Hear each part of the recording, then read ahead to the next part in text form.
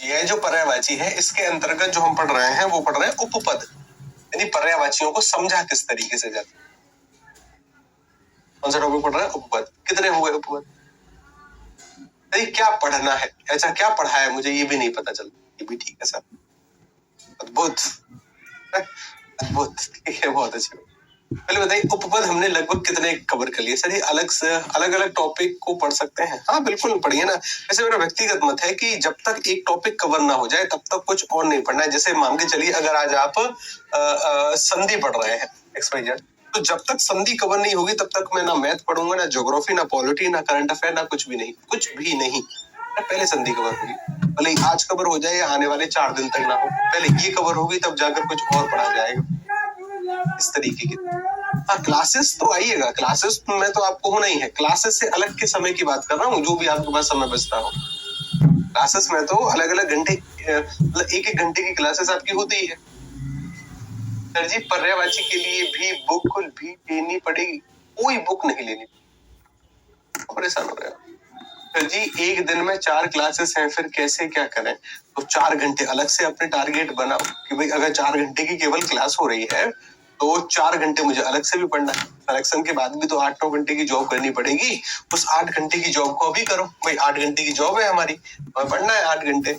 इस 8 घंटे में से अभी अगर 4 घंटे की क्लास हो रही है तो 4 घंटे अलग से अपने आप निकालो। टॉपिक के साथ पढ़ना, मिक्स कुछ मत पढ़ ले, मिक्स कुछ नहीं पढ़ना है, गलत है मिक्स।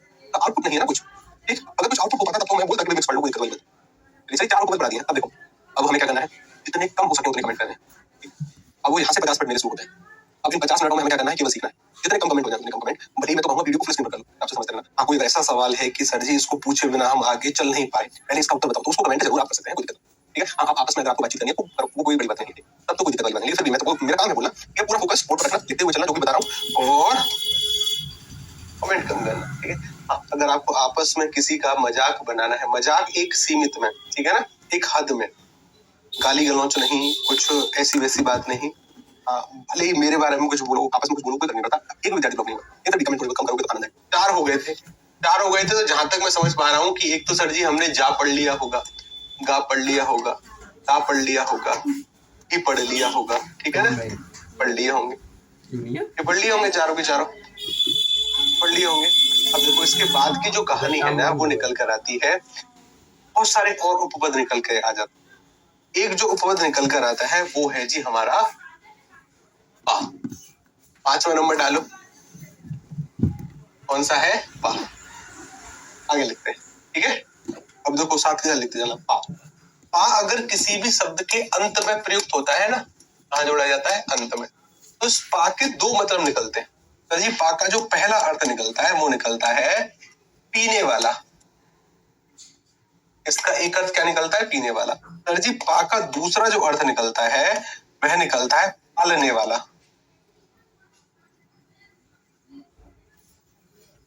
क्या अर्थ निकलता है? पालने। सर जी धा नहीं हुआ, अच्छा धी नहीं हुआ है, कोई दिक्कत वाली बात नहीं, अभी पढ़ लेंगे उसको, ठीक है ना। तो सर एक इसका अर्थ क्या होता है? पीने वाला, और दूसरा इसका अर्थ क्या होता है? पालने वाला। एग्जाम्पल से समझते हैं। जैसे मैंने एक शब्द लिखा पादप, ऐसा देखा पादप। अब मुझे इनमें से एक का मतलब पता है जो कि अंत में जोड़ा गया है, जो कि है पा, और उसके पहले क्या है? उसके पहले है पाद। इस पाद का मतलब क्या है? सर जी इसका तो मतलब अभी जान लेंगे, लेकिन मुझे इसका मतलब समझना है। इसका मतलब होता है पीने वाला। इसके 2 मतलब होते हैं, एक पालने वाला, एक पीने वाला। अभी के लिए सर यहाँ पर पहला अर्थ निहित है। सर हमें कैसे पता चलेगा कि कब पहला अर्थ आएगा, कब दूसरा अर्थ? शब्द को देखकर अपने आप समझ जाओगे जब 2-4 शब्दों पर। इसका मतलब है पीने वाला। पाद का मतलब होता है पैर यानी चरण। संस्कृत में चरणों को पाद कहा जाता है, ये चरण जो है आपके। इसका मतलब ये है कि सर पैरों से पीने वाले को पादप कहते हैं। पैरों से पीने वाला ऐसा कौन है सर? कभी किसी पेड़ में पानी दिया है? जब आप पेड़ में पानी देते हो तो पेड़ पैरों से पानी को पिएगा, यानी जड़ से पानी को पिएगा, या फिर पत्तों से? अरे जड़ से पीता है। अरे जड़ तो उसके पैर है, वही। यानी सर पादप कहा जाता है वृक्ष को, वृक्ष का पर्यायवाची है। एक पाल का ही सवाल है, कांस्टेबल का भी सवाल है, एसआई का भी है। पादप किसे कहते हैं? वृक्ष को कहते हैं सर पादप। और कुछ सवाल देख लो, जैसे अगर मैं आपसे ऐसा बोलूं कि मैंने एक शब्द लिखा द्वीप, क्या लिखा मैंने? द्वीप। गलत लिख दिया। कि सर एक सवाल लिखा सर जी मैंने द्वीप, और सर द्वीप का क्या मतलब है? तो जी ये है द्वी, और द्वीप का मतलब इस तरीके से है कि सर यहाँ पर एक तो है द्वी, इसके साथ जोड़ा गया है प। इस द्वी का तो मतलब जैसे हमारी हिंदी में दो संख्या होती है ना, उसी को संस्कृत में द्वी बोल दिया जाता है। और इस पा का मतलब क्या है? इस पा का मतलब है पीने वाला। इस पा का मतलब क्या है? पीने वाला। इस पूरे पद का मतलब क्या होगा? दो बार पीने वाला। और दो बार पीने वाला कौन होगा? कभी हाथी को देखे हो? हाथी कभी देखा है? हाथी जब पानी के पास जाएगा ना, तो पहले तो उसकी सूंड पानी खींचती है, फिर सूंड मुंह के पास आती है, फिर उसका मुंह पानी पीता है। कुल मिलाकर हाथी के पीने के तरीके दो माध्यमों से, पहले सूंड ने पानी खींचा, फिर सूंड मुंह के पास आई, फिर उसने पिया। हाथी को बोलते हैं द्वीप। इसके लिए प्रयोग होता है ये शब्द? हाथी के लिए। यानी सर एक पा का मतलब पीने वाला होता है। ठीक है साहब।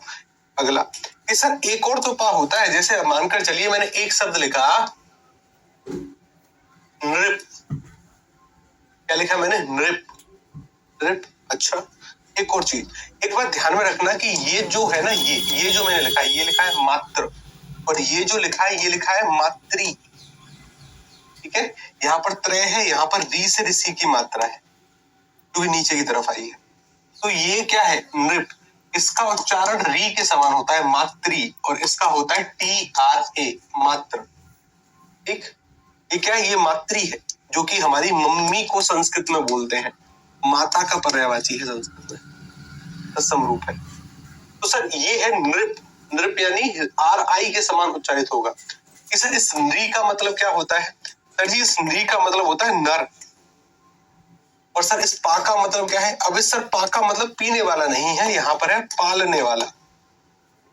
पालने वाला। इस नृ का मतलब क्या है? यानी नर, नरों को पालने वाला। नर यानी सभी मनुष्यों को पालने वाला, और मनुष्यों को पालने की जिम्मेदारी सौंपी गई है किसे? किसे सौंपी गई है? किसे सौंपी गई है? मनुष्यों को पालने की जिम्मेदारी। भाई मनुष्यों का ध्यान रखने की जिम्मेदारी किसे सौंपी गई है? राजा को। इसी तरीके से अगर मैं एक और शब्द लिख दूं, जैसे मैंने लिखा भूप, किसे कहेंगे? किसे? यहाँ पर आगे एक शब्द है भूप, और उसके साथ पा जोड़ा गया। इस पा का मतलब मुझे पता चल गया पालने वाला। ठीक है, और इस भू का मतलब होता है पृथ्वी, धरती। यानी पृथ्वी को पालने की जिम्मेदारी ये भी राजा को सौंपी गई। पृथ्वी की रक्षा करिए। ठीक है, इसका मतलब क्या होता है? पालने वाला। इसलिए अब हमें कैसे पता चलेगा कि कब इसका मतलब पालने वाला है और कब इसका मतलब पीने वाला है? ये जैसे जैसे शब्द आपके सामने आते चले जाएंगे ना, एक अनुभव के बाद सीख जाओगे। ठीक है, ठीक है सर, आगे बढ़ो। कि सर हमने समझ लिया 5वें नंबर का पा।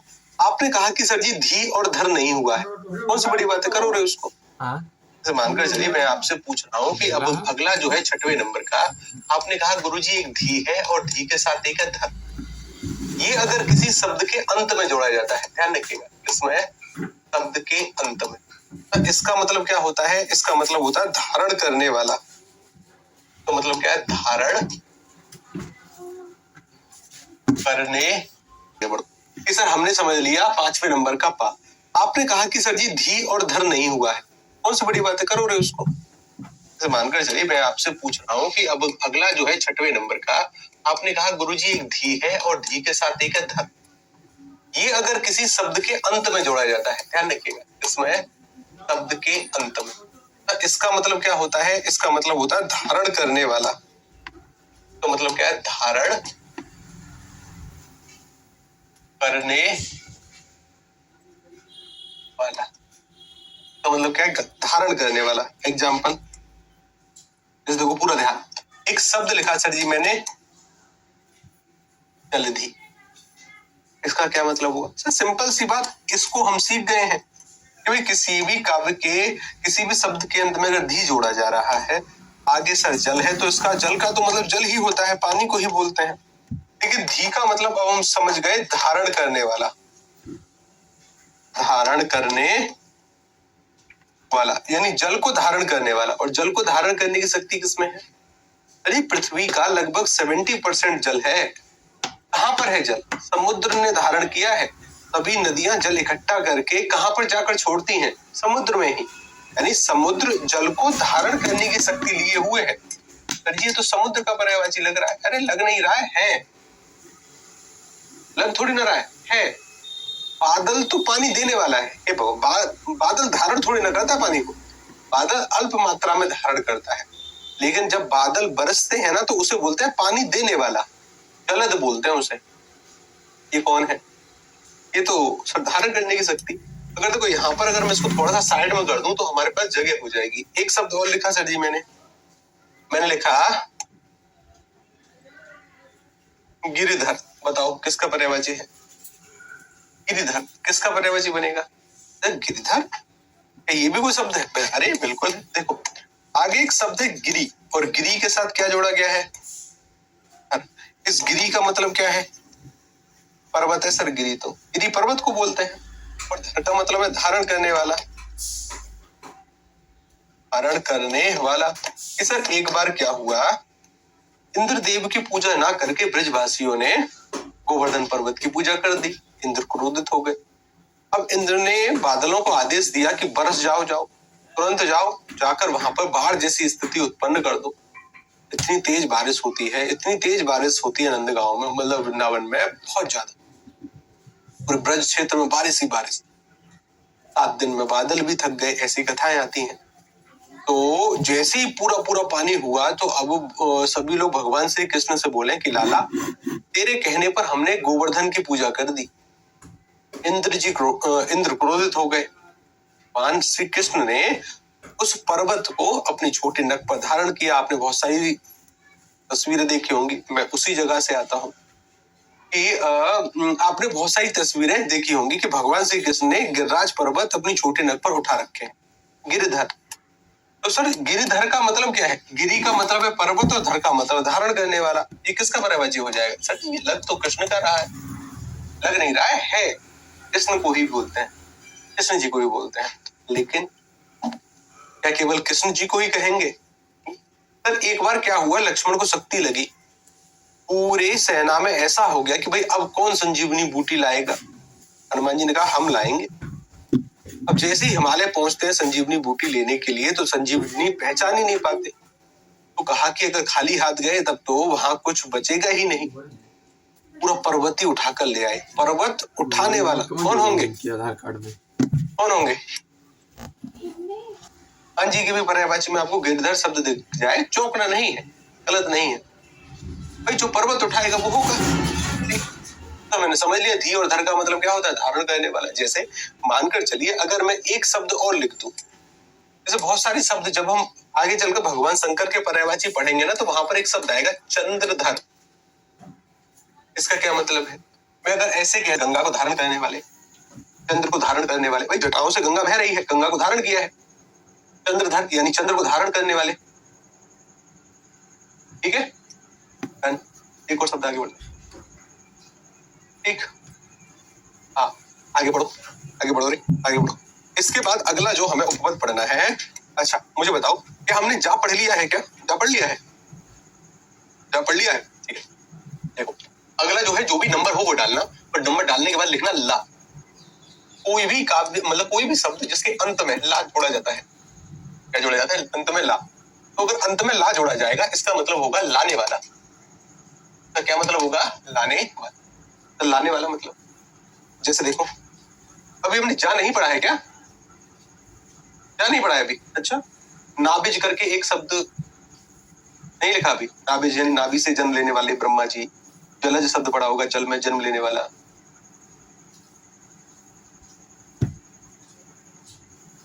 किला, जैसे एक शब्द मैंने लिखा कुशल, क्या लिखा? कुशल। हो गया है, हो गया है तब तो ठीक है। तो कुशल इस वाले शब्द के अंदर में क्या लिखा है? ला लिखा है, ला जोड़ा गया है, यानी सर ला जोड़ दिया गया। और सर इससे पहले कुश, और कुश का मतलब क्या होता है? कुश का मतलब होता है सर एक प्रकार की घास को कहते हैं कुश, जिसमें हल्के हल्के से कांटे होते हैं। क्या होते हैं? हल्के हल्के कांटे होते हैं। और अब इस ला का मतलब सर मैंने समझ लिया लाने वाला। ला का मतलब क्या होता है? लाने, यानी सर कुल मिलाकर घास लेकर आने वाले को क्या कहा जाता है? कुशल। तो घास लेकर आता हो, कुशल घास लेकर आने वाले को कहते हैं, बिल्कुल कहते हैं। जैसे सुनो पुराने जमाने में क्या था? पुराने जमाने में औजारों की कमी थी। मूल कार्य जो था पशुपालन था, और पशुओं के लिए घास तो चाहिए ही चाहिए। पर एक ऐसी घास उस क्षेत्र में होती थी जहां पर हल्के हल्के से उसमें कांटे हों। अब जो भी लोग घास काटने जाए, घास से ज्यादा हाथ पैर छील कर लेकर आते थे। हाथ पैर कटे हुए आते थे, क्योंकि ठीक से औजार ही नहीं थे।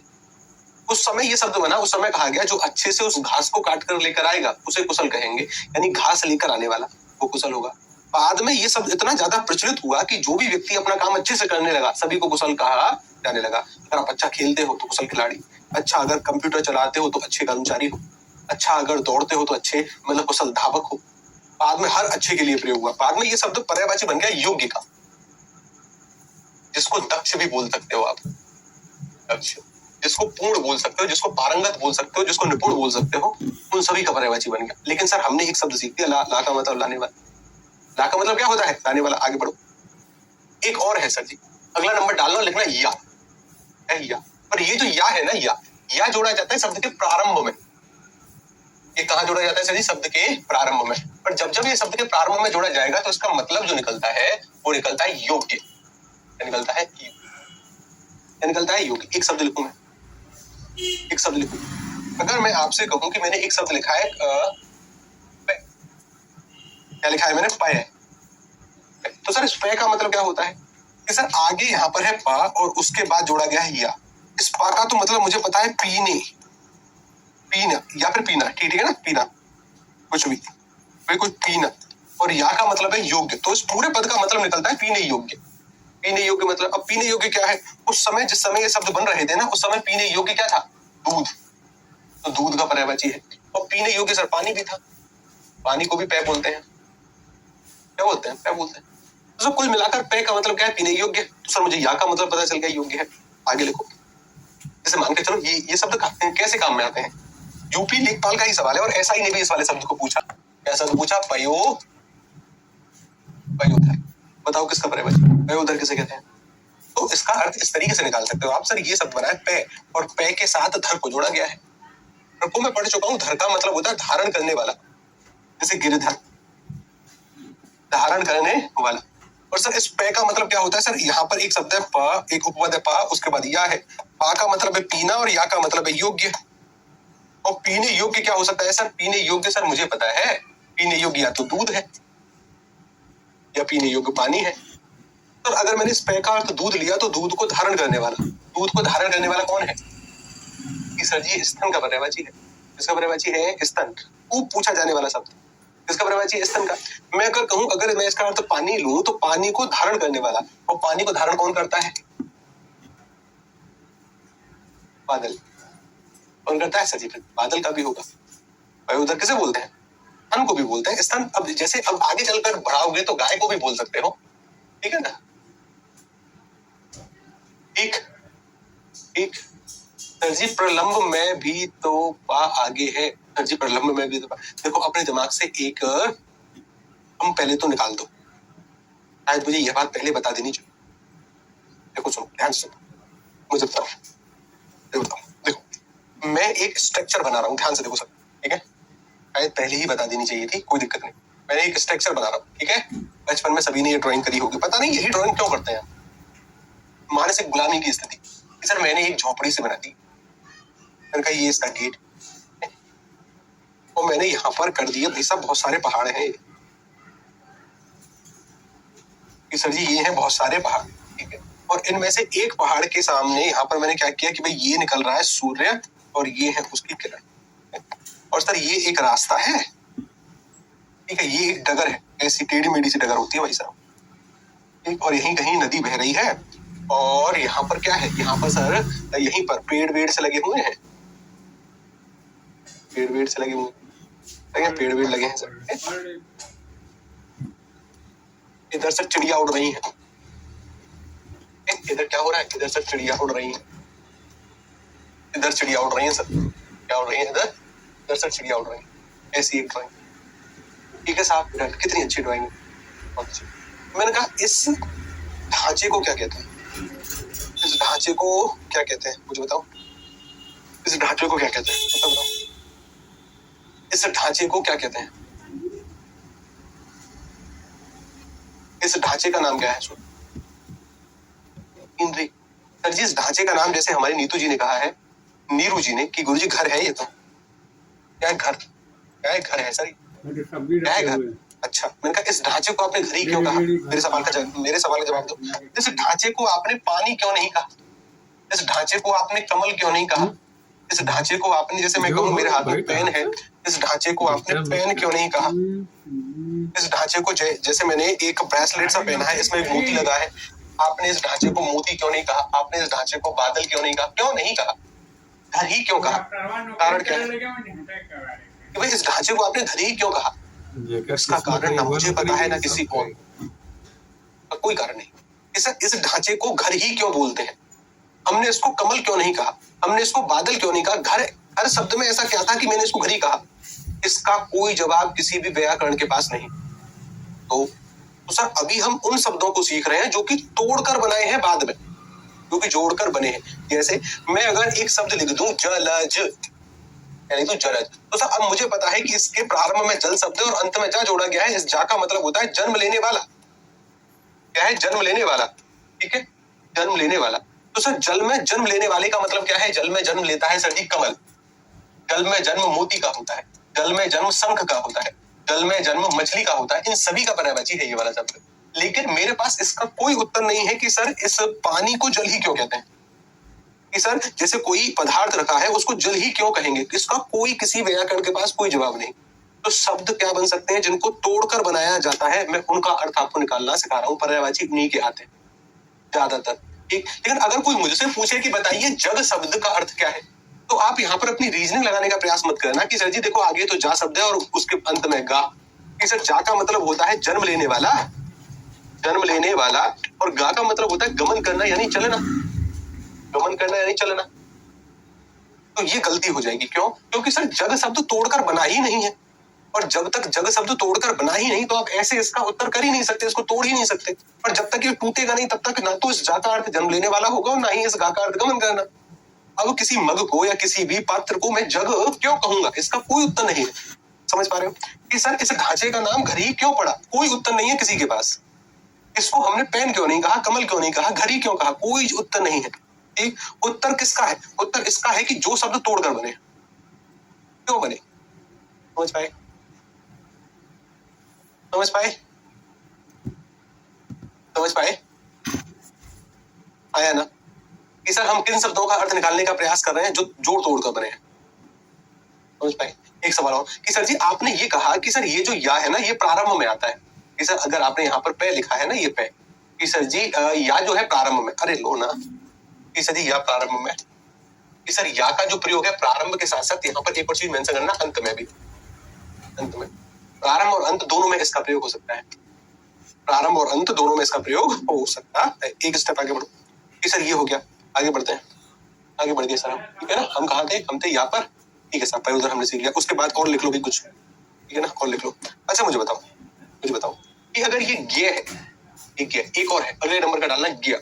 ये किसी शब्द के अगर अंत में जोड़ा जाता है, कहाँ जोड़ा जाता है? अंत में। तो इस गे का मतलब क्या होता है? इस गे का मतलब होता है ज्ञानी या ज्ञाता, ज्ञानी या ज्ञाता सर इसका अर्थ निकलता है। क्या निकलता है? ज्ञानी या ज्ञाता। एक स्टेप और आगे बढ़ो। मैं अगर आपसे ऐसा पूछूं कि बाबूजी मुझे बताइए, एक शब्द मैंने लिख दिया अज्ञा, क्या लिखा? अज्ञ। और अज्ञ जो है ना सर यहाँ पर आगे आ जोड़ा गया है, उसके बाद ज्ञ जोड़ा गया है। इस ज्ञ का मतलब होता है ज्ञानी या ज्ञाता, और आ अगर किसी भी शब्द के प्रारंभ में जोड़ा जाता है तो इसका मतलब होता है नहीं। यानी कुल मिलाकर जो ज्ञानी या ज्ञाता नहीं है, जो ज्ञानी नहीं है सर जी, जो ज्ञानी नहीं है फिर तो उसको मूर्ख कहा जा सकता है। अज्ञ किसे कहते हैं? मूर्ख को बोलते हैं कि सर जो ज्ञानी नहीं है, सर जी जो ज्ञानी नहीं है, सर जी चीजों को आइडेंटिफिकेट करने के लिए हमने चीजों का नाम दिया। बिल्कुल सही बात। तो सर ये चीजें हो गई, ज्ञानी नहीं, डन। यानी सर अब हमें एक और मिला कि सर ये उपपद नहीं है, ये उपसर्ग है। ठीक है, आगे चलकर पढ़ेंगे इसको कि सर अगर आ जो है ना, आ किसी भी शब्द के प्रारंभ में जोड़ा जाता है, प्रारंभ, तो इस आ का मतलब होता है नहीं।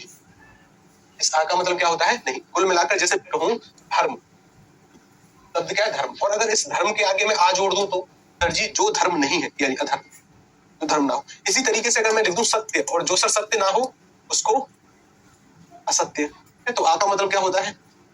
जैसे अज्ञ में आ का मतलब नहीं था कि जो ज्ञाता या ज्ञानी नहीं है, लेकिन मोस्ट इंपोर्टेंट है ये कि सर ये अगर प्रारंभ में जोड़ा जाएगा तब तो इसका मतलब होगा नहीं, और अगर मैं इसको अंत में जोड़ दूं तो, पूरा ध्यान बोर्ड पर, अगर इस छोटे वाले आ को अंत में जोड़ दिया जाए, कहां जोड़ दिया? अंत में, तो अंत में जोड़ने पर सर इसका मतलब निकलता है संतान। तो मतलब क्या निकलता है? संतान। और संतान में भी विशेष करके पुत्र, तो मतलब क्या आता है? संतान यानी पुत्र। जैसे देखो ध्यान से सुनो, एक शब्द आपने सुना होगा वासुदेव। क्या सुना होगा आपने? एक शब्द क्या सुना होगा? वासु, और वासु के साथ देव का प्रयोग हुआ होगा, वासुदेव। तो ये जो वासुदेव शब्द बना है ना, वासुदेव किसे कहते हैं? कृष्ण को बोलते हैं, कृष्ण जी का नाम है वासुदेव। ये शब्द ऐसे बना है कि सर यहाँ पर एक शब्द है वसुदेव, ठीक है, और इस वसुदेव के अंत में आ जोड़ा गया है। पर जब जब किसी शब्द के अंत में आ जोड़ा जाता है अंत में, तो इस आ का मतलब होता है संतान, और संतान में पुत्र। किसके पुत्र हैं ये? वसुदेव के। कृष्ण जी के रियल पिताजी का नाम क्या है? वसुदेव। वही जो देवकी के पति हैं उनका नाम क्या है? वसुदेव। नंद बाबा के पास तो बाद में वसुदेव जी छोड़ गए थे, यानी जो वसुदेव की संतान हो उन्हें क्या कहते हैं? वासुदेव। अब सर ये कैसे? कि सर अंत में आ जोड़ा गया है, इस आ का प्रभाव पहले वाले वर्ण पर पड़ता है, यहाँ पर बड़े आ की मात्रा आई है। तो ये संस्कृत का कॉन्सेप्ट है, अभी आपको जानने के लिए आवश्यकता इसकी नहीं है। बस इतना जानो कि किसी भी शब्द के अंत में आ जोड़ा जाएगा तो इसका मतलब क्या होगा? संतान। जैसे अगर हम आगे चलकर भगवान राम के पर्यायवाची पढ़ेंगे तो वहां पर मैं आपको एक शब्द पढ़ाऊंगा दासरथी। मैं पढ़ाऊंगा दासरथी, और दासरथी जो शब्द बनेगा ना, ये ऐसे बनेगा कि सर यहाँ पर एक शब्द है दशरथ, और दशरथ के अंत में छोटा आ जोड़ा गया है, तो इसका मतलब होता है संतान। और संतान में भी पुत्र, यानी जो दशरथ के पुत्र हो, और दशरथ के पुत्र 4 हैं, 4 में से एक के बारे में बात कर रहे हैं अभी हम, राम जी के बारे में। हालांकि चारों का ही पर्यायवाची बनेगा, लेकिन 2 के ही पर्यायवाची आते हैं, राम और लक्ष्मण के। तो सर इसका मतलब क्या होगा? भगवान राम। इसका मतलब क्या होगा? जो वसुदेव के पुत्र है यानी भगवान कृष्ण। हाथ खड़ा करो, समझ पाए? हाथ खड़ा करो कि सर अभी सर यहाँ पर अंत में जोड़ा, पहले परिवर्तन कैसे हो गया? पहले बढ़िया की मात्रा कैसे आ गई? ये इस कॉन्सेप्ट को छोड़ दो अभी, क्यों? वैदिक संस्कृत का नियम है, जब संधि पढ़ेंगे तब थोड़ी बहुत चर्चा, वो भी थोड़ी बहुत चर्चा मैं इसके बारे में करूंगा। ठीक, clear, done. I am proud of. एक और स्टेप आगे बढ़ो कि सर जी अगर किसी भी शब्द के प्रारंभ में बड़ा वाला आ जोड़ा जाए, किसी भी शब्द के प्रारंभ में अगर बड़ा वाला आ जोड़ा जा रहा है, तो इस बड़े वाले आ का मतलब क्या होता है? कि सर ये कहाँ जोड़ा जा रहा है? प्रारंभ में। तो इस बड़े वाले आ का मतलब होता है तक। इस बड़े वाले आ का मतलब क्या होता है? तक। तक मतलब जैसे देखो एक शब्द में लिखूं, एक शब्द मैंने लिखा अजानु बाहु। क्या लिखा मैंने? अजानु बाहु। अरे रुको रुको, गलती हो गई, गलती हो गई, गलती हो गई, गलती हो गई। गलती कैसे हो गई? ये ना पर ना छोटियों की मात्रा आएगी। अजानु बाहु, अजानु बाहु मतलब सर देखो यहाँ पर अगर इस वाले शब्द को मैं देखूं ना, यहाँ पर 3 पद है, आगे तो बड़ा वाला आ जोड़ा गया है, उसके बाद जानू है, और जानू के बाद क्या जोड़ा गया है? बाहु। अच्छा मुझे बताओ जानू किसे कहते हैं? किसे कहते हैं जानू? सभी लोग उत्तर बताना, भली गलत ही सही, आनंद के साथ पढ़ो, कोई फर्क नहीं पड़ता कि कोई क्या सोचता है क्या नहीं, बस आप सीखना आपको आना चाहिए बस, ठीक है ना? मुझे बताओ जानू किसे कहते हैं? गुरु जी कुछ कुछ होता है, जानू का नाम मतलब सर जी उसका नाम हम लेना नहीं चाहते जो हमें छोड़कर चला गया या चली गई, ऐसा ही है क्या कुछ? ऐसा ही है क्या कुछ? जानू किसे कहते हैं? अरे बोलो रे, कैसे बोल दो? प्रिय वस्तु को। अरे ये हुई ना बात कि सर जी जानू बोलते हैं प्रिय वस्तु को। अच्छा क्या केवल वस्तु को ही बोलते हो, व्यक्ति को नहीं बोलते? व्यक्ति को नहीं बोलते जानू? गायत्री जी बोले घुटना, वैसे घुटना सही है। अच्छा किसी व्यक्ति को जानू नहीं बोलते?